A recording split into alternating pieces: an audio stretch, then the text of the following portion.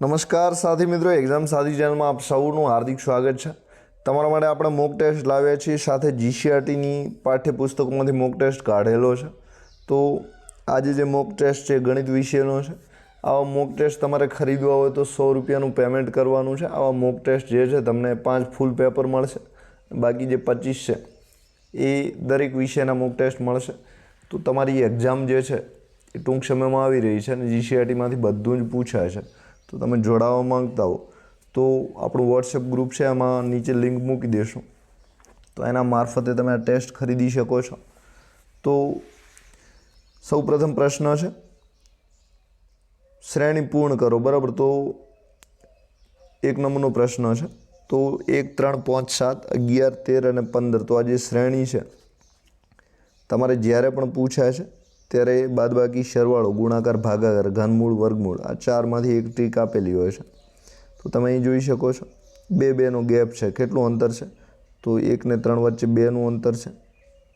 પછી 3 અને 5 વડે 5 વચ્ચે 2નું અંતર છે। 7માંથી 5 જાય તો 2, હવે 9માંથી 7 જાય તો 2, પછી 9 ને 2 11, 11 ને 2 13, 13 ને 2 15, એટલે 2, 2નું અંતર છે। કેટલું અંતર છે? 2, 2નું। તો આપણો જવાબ જે સાચો છે એ કેટલો આવશે? તો અહીં 2, 2 પ્લસ કરેલા છે। કેટલા છે? 2, 2 પ્લસ છે બધે। તો આપણો જવાબ 7 + 2 એટલે 9 થશે। તો બી જવાબ સાચો છે। આકૃતિમાં વધુમાં વધુ કેટલા ત્રિકોણ છે તે જણાવો। તો અહીં જે આકૃતિ આપેલી છે એના ત્રિકોણની સંખ્યા તમારે ગણવાની છે। તો ત્રિકોણ તમે અહીંથી ગણી શકો છો। 1 છે, 2, 3, 4, 5, 6, 7, 8, 9, 10, 11, 12,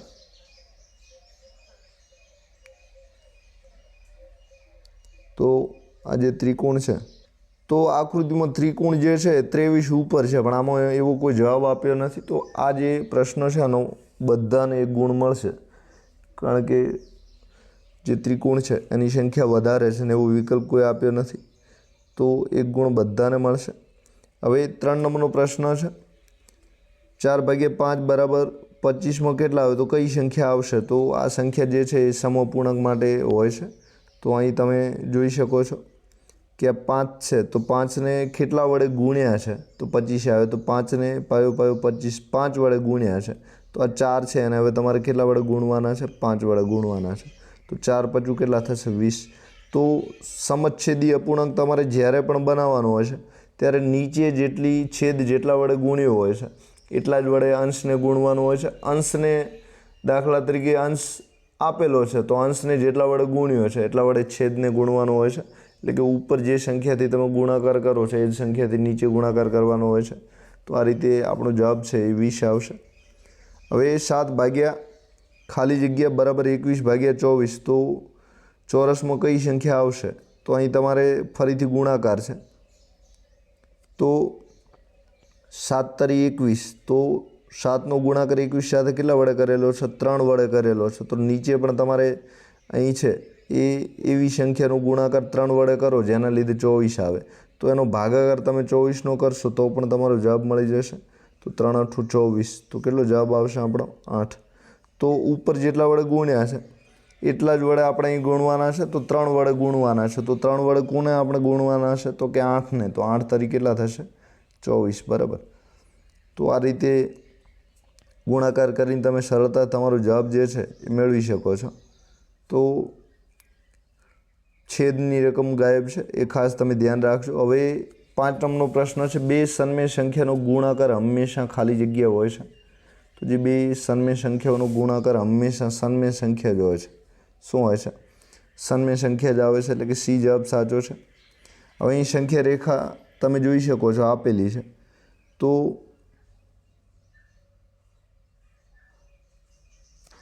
હવે અહીં 0 છે, અહીં શું છે? 0 છે। અહીં 4માંથી 1 ભાગ એટલે કે 0.25। હવે અહીં 4માંથી 2 ભાગ એટલે કે 0.50 લખેલા છે। કેટલા છે? 0.50। હવે અહીં 3 ભાગ તો 0.75 છે। કેટલા છે? 0.75।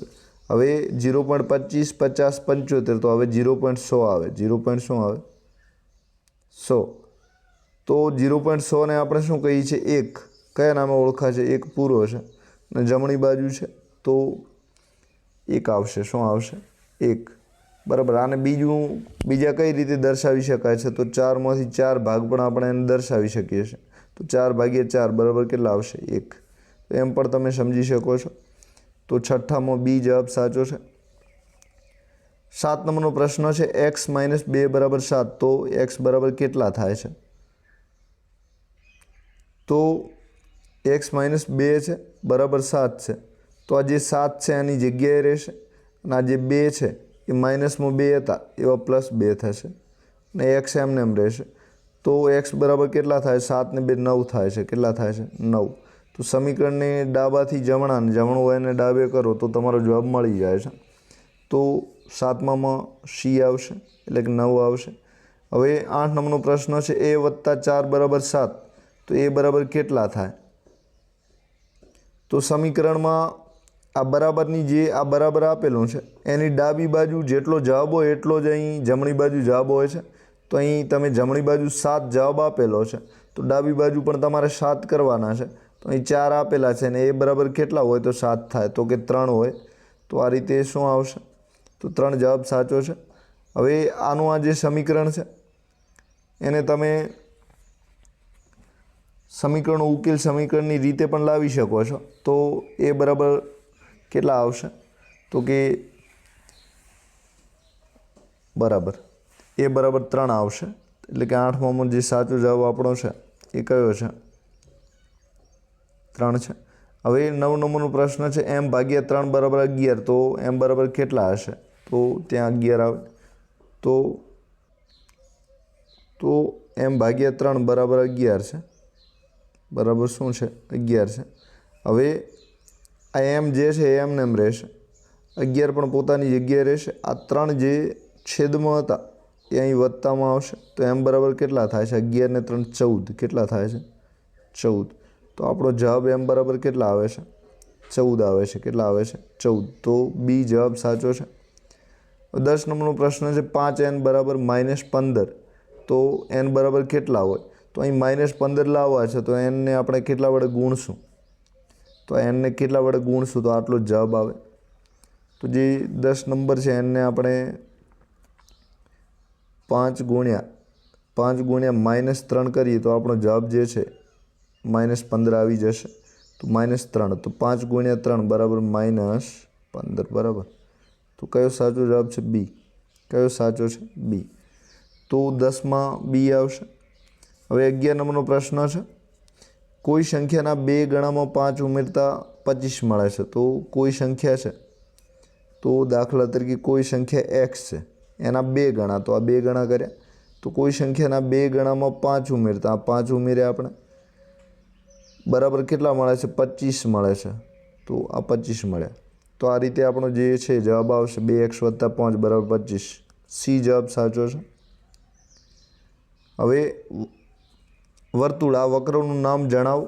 તો આ જે વક્ર છે એનું નામ તમારે ઓળખવાનું છે કે આ વક્ર કયા પ્રકારનું છે. તો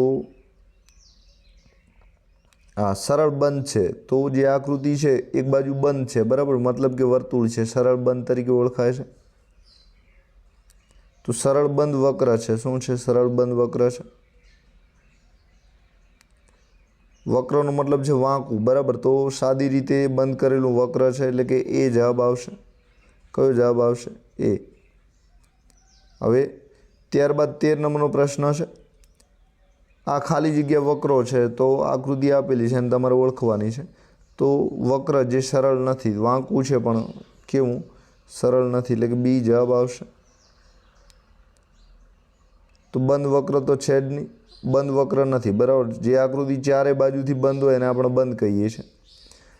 14 નંબરનો પ્રશ્ન છે એક નિયમિત બહુકોણ પ્રત્યેક બહિષ્કોણનું માપ 90 અંશ હોય તો તેની બાજુઓની સંખ્યા તમારે શોધવાની છે.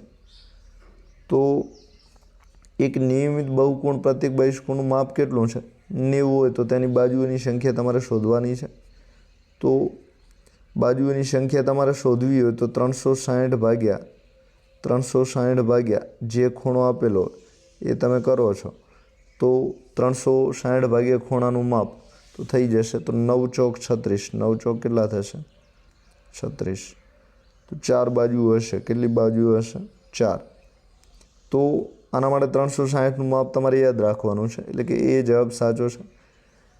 15 નંબરનો પ્રશ્ન છે, 10 બાજુઓવાળા નિયમિત બહુકોણના બહિષ્કોણનું માપ કેટલું હશે? તો કેટલી બાજુઓ આપેલી છે? 10 બાજુઓ આપેલી છે. તો 10 બાજુઓવાળા નિયમિત બહુકોણના બહિષ્કોણનું માપ કેટલું હશે? તો 360 ભાગ્યા બાજુ તમે કરશો એટલે ખૂણાનું માપ મળી જશે.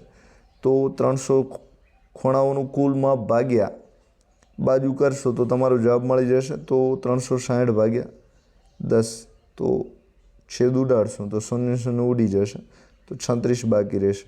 તો 36ના ખૂણાનું માપ હોય કેટલું હોય? 36. તો 15માં એ સાચો છે. 16 નંબરનો પ્રશ્ન છે, ચતુષ્કોણના 3 ખૂણાના માપનો સરવાળો 280 છે. તો ચોથા ખૂણાનું માપ કેટલું હશે?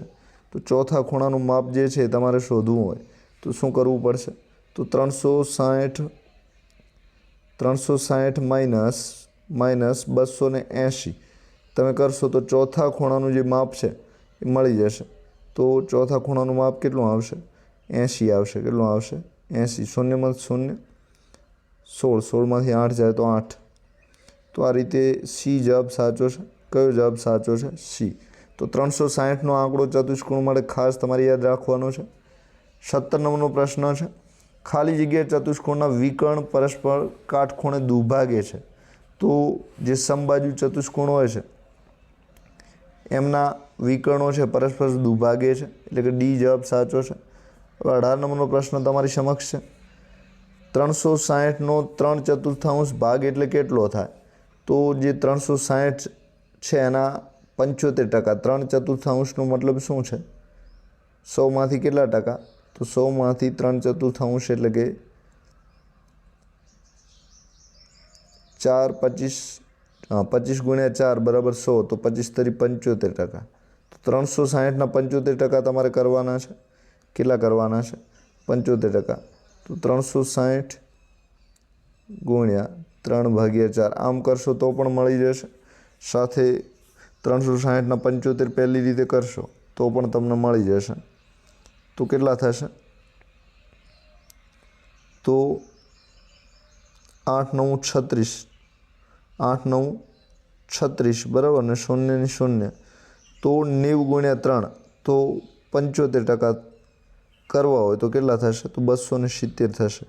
તો 9 તરી 27, 9 તરી 27, 270 કેટલા આવશે જવાબ? 270 આવશે. એટલે કે એ જવાબ સાચો છે.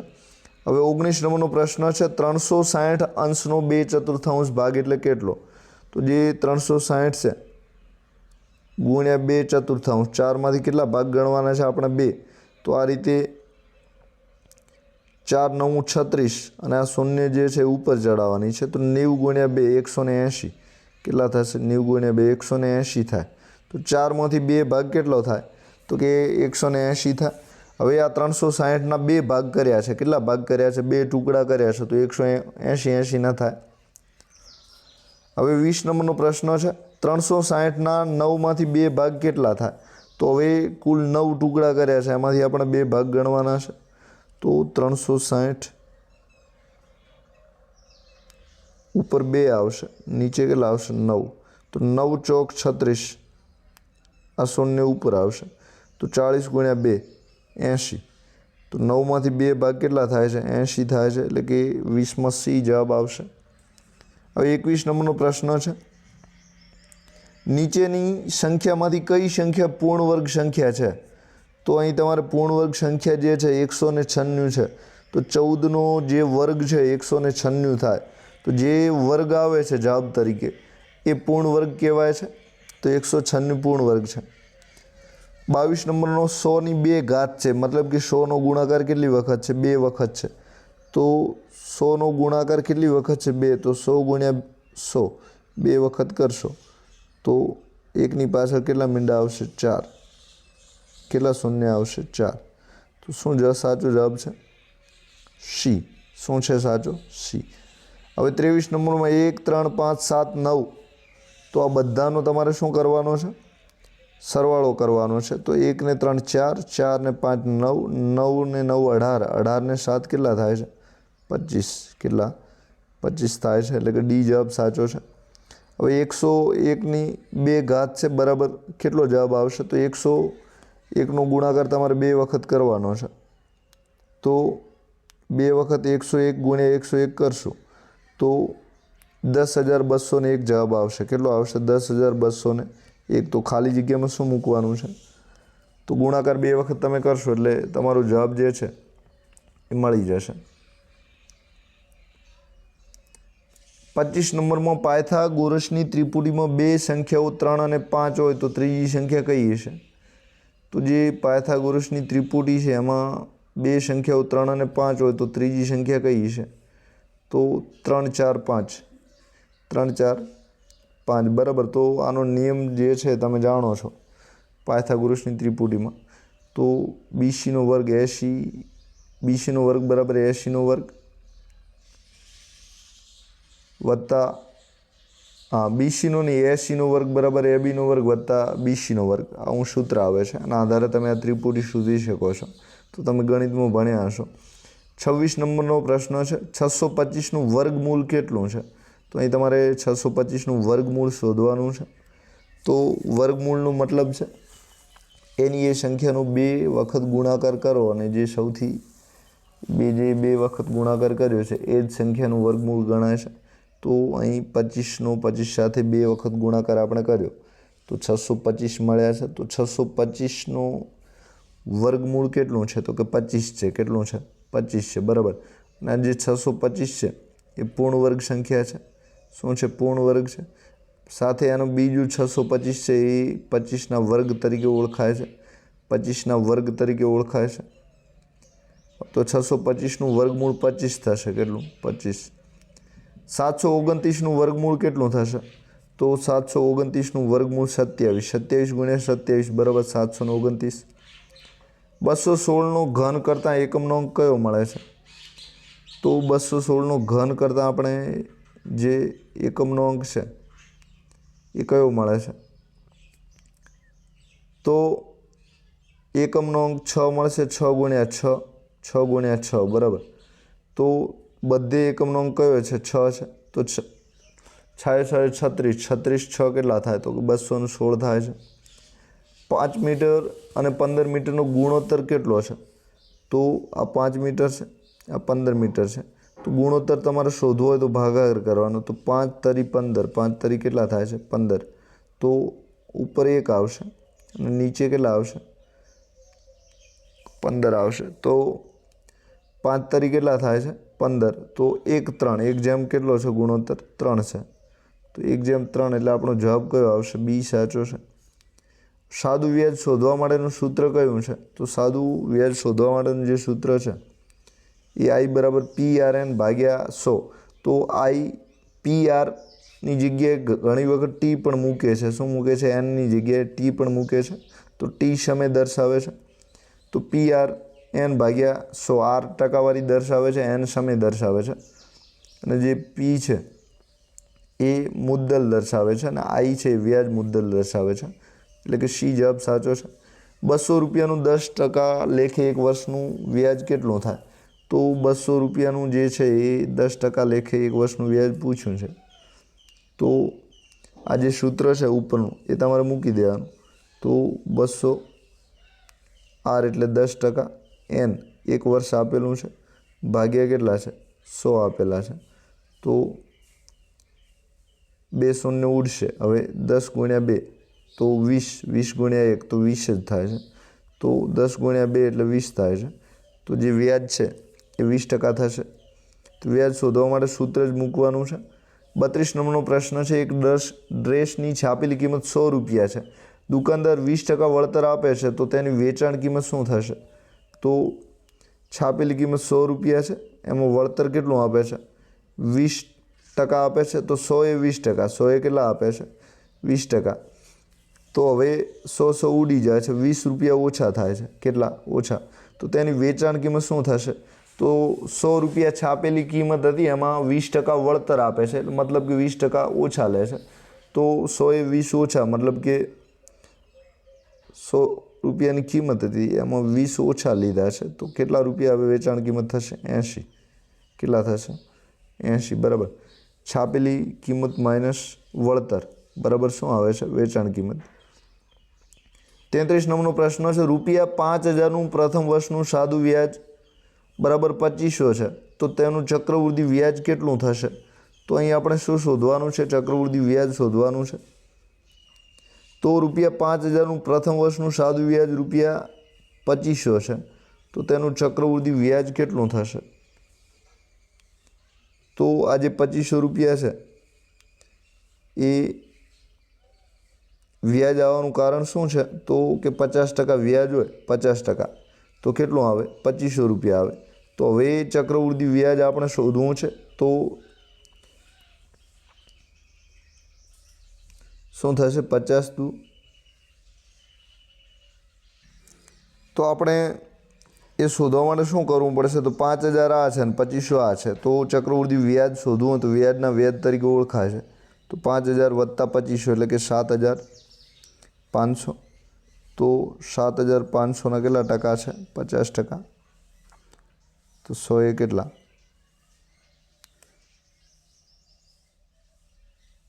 તો ક્યાંક થોડી રકમમાં ભૂલ લાગે છે આપણને।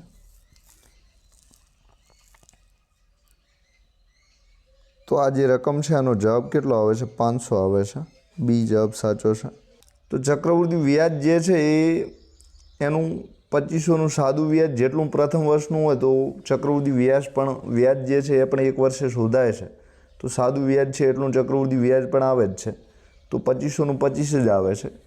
તો 2500નું 2500 જ આવે। કેટલું આવે? 2500, પણ એવો અહીં કોઈ જવાબ આપેલો નથી।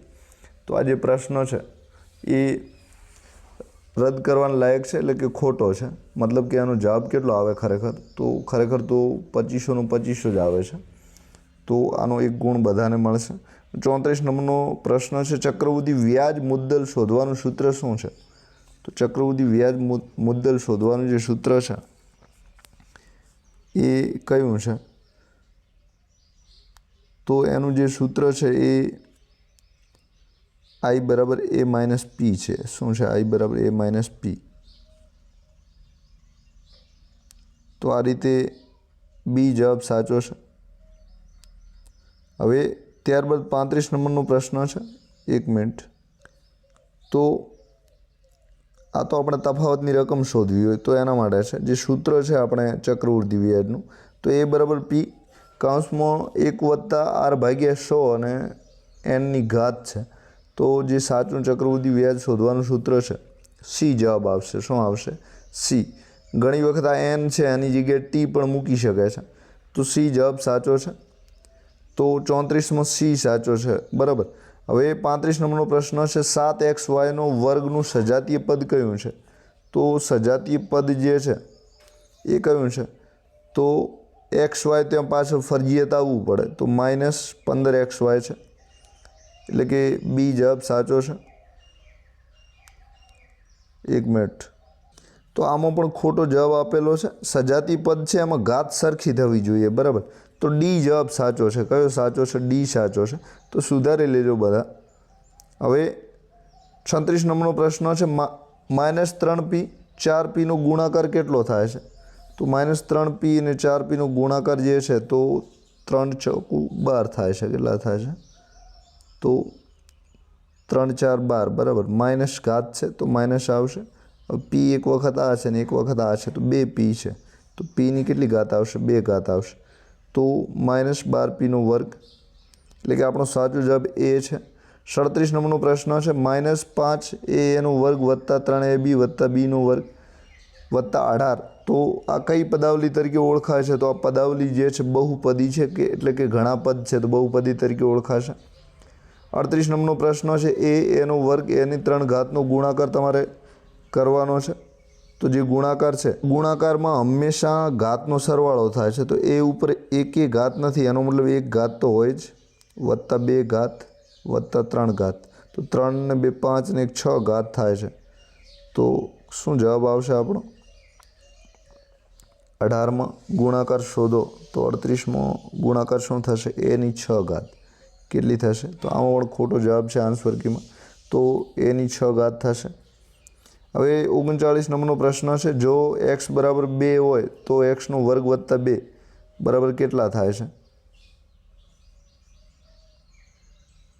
તો અહીં x બરાબર 2, તો એનો મતલબ છે અહીં 2 બરાબર. હવે એની 2 ઘાત છે વત્તા 2 બરાબર.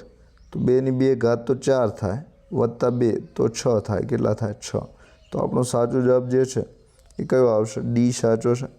હવે 40 નંબરનો પ્રશ્ન છે, જો a બરાબર 4 હોય તો એનો વર્ગ -3 બરાબર કેટલા થાય છે? તો a બરાબર 4 છે તો 4 ઘાત 4ની પણ 2 ઘાત છે બરાબર. તો 8 - 3 આ 2 ઘાત છે એટલે 16 થાય. ચોકે 16. 16 - 3 આપણે તો કેટલા થશે? 16 - 3 તો 13 થાય છે. તો a બરાબર કેટલા ગણવાના છે? તો a બરાબર 4 ગણવાના છે. તો 4ની 2 ઘાત છે તો ચોકો 16 એટલે કે 4નો 2 વખત ગુણાકાર કરવાનો છે. 16માંથી -3 કરવાના છે. તો કેટલો જવાબ આવશે? 13 આવશે. એ સાચું છે. હવે 41 નંબરનો પ્રશ્ન છે, a નો વર્ગ વત્તા 2ab વત્તા bનો વર્ગ. તો આના અવયવ આપણે પાડવાના છે. તો અવયવ કયો પડશે? a વત્તા bનો વર્ગ. શું પડશે? a વત્તા bનો વર્ગ. અને એક બીજો અવયવ પાડવો તો હા બરાબર. તો a વત્તા bનો વર્ગ જે છે એનો અવયવ આપણે આ રીતે પાડી શકીએ છીએ. કઈ રીતે પાડી શકીએ છીએ? આ રીતે. તો બી જવાબ સાચો છે. હવે આકૃતિ આપેલી છે 42 નંબરમાં.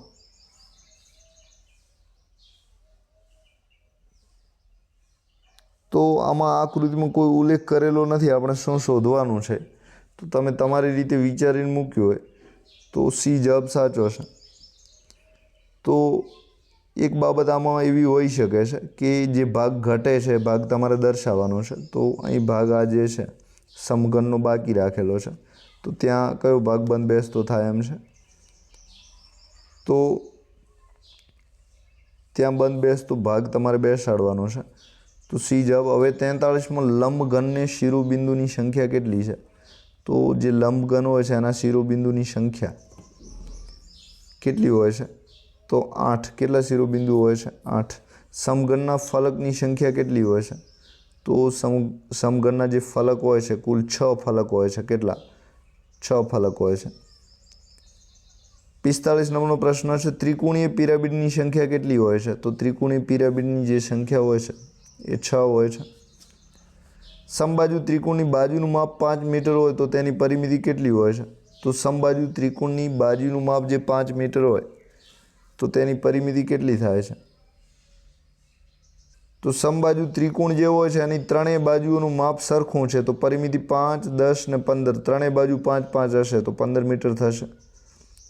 5 સેન્ટીમીટર માપ ધરાવતા ચોરસનું ક્ષેત્રફળ કેટલું થાય છે? તો જે 5 સેન્ટીમીટર માપ ધરાવતા ચોરસનું ક્ષેત્રફળ શોધવાનું છે તો લંબાઈ ગુણ્યા લંબાઈ. તો કેટલું થશે? તો પાયો 25. લંબાઈ ગુણ્યા લંબાઈ આપણે 25 ચોરસ સેન્ટીમીટર થશે. લંબાઈ ગુણ્યા લંબાઈ કરવાનું છે. સમબાજુ ચતુષ્કોણનું ક્ષેત્રફળ શોધવા માટેનું સૂત્ર શું છે? તો સમબાજુ ચતુષ્કોણનું આપણે સૂત્ર જે છે એ કયું છે? તો 1/3 ભાગ્યા d1 ગુણ્યા d2 બરાબર. તો ડી જવાબ સાચો છે. હવે 49માં 3 સેમી બાજુ ધરાવતા ઘનનું ઘનફળ ખાલી જગ્યા છે. તો 3 સેન્ટીમીટર બાજુ ધરાવતા ઘનનું ઘનફળ શોધવું હોય તો આપણે લંબાઈ ગુણ્યા પહોળાઈ ગુણ્યા ઊંચાઈ આવે છે તો કેટલું થશે? 27 ઘન સેન્ટીમીટર થશે. 50 નંબરનો પ્રશ્ન છે, એની 5 ઘાત વત્તા ગુણ્યા એની 3 ઘાત તો બરાબર એની કેટલી ઘાત થશે? તો આ બંનેનો સરવાળો તો 5 વત્તા 3 કેટલા થશે? 8. તો એની 8 ઘાત થશે. તો બી જવાબ આવશે. તો આપ સૌનો આભાર. આપણે ગણિતના 50 પ્રશ્નો ચર્ચા કરી લીધી છે. કોઈ મનમાં શંકા જાગે તો કોમેન્ટ કરી શકો છો. તો આપ સૌનો આભાર. Thank you very much.